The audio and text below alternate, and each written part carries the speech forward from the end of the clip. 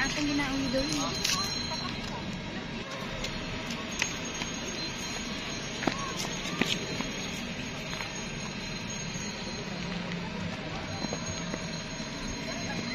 Ano yan? Ano yan?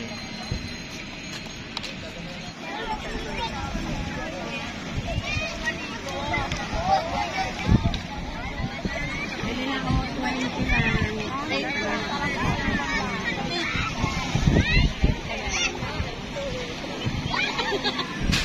Food trip, bago umuwi. Tiya, busog na. Hindi natin kailangan yan. Oh.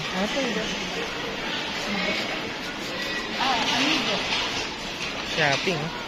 Yan, ayun yan, dog food. Ito sir. Ayan, tingin tayo dyan, tingin tayo.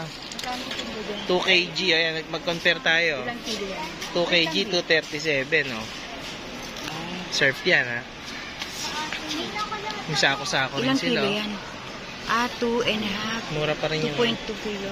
2.2 kilo, 237. Mahal pa rin. Mas mura pa yung bibenta ko. Dito tayo. Surf po, surf. Kids.